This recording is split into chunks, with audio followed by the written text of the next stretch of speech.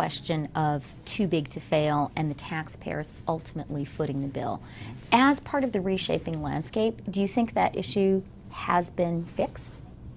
Well, I think our view has been really almost from the outset that the whole too big to fail question was a very important one to address, to really take off the table. I mean, we needed to make sure that this is an industry that is seen as one that can exist independently, does not have to be bailed out by taxpayers when there's a problem. And that's something that I think is very important for the industry, very important for the reputation of the industry. And so we've at Credit Suisse have been very engaged on that issue really for the past 3 or 4 years.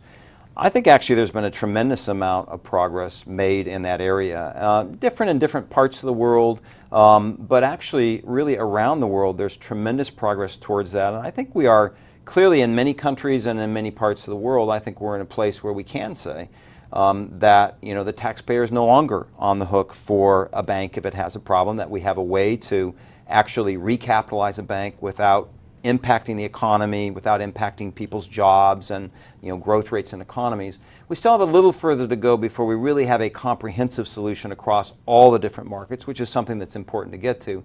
But I actually think there's been a tremendous amount of progress made, and that's something that's not really, I think, as broadly recognized as it should be. So you think that really bail-in has been mostly figured out and that it would mostly work in the event of another crisis? Well, our view is that it absolutely would work in the event of another crisis, and I do think that it's generally been, I think the general outlines of it have actually been set out. There still is detail that needs to be worked out. There still is more that needs to be done in terms of some legal frameworks and some agreements among different jurisdictions about how to do it. But I think we're getting awfully close to that. So I think in the next year or two, I think we could be in a position where we clearly are in a place where there is no longer such a thing as too big to fail, that basically the banking system is able to actually recapitalize itself and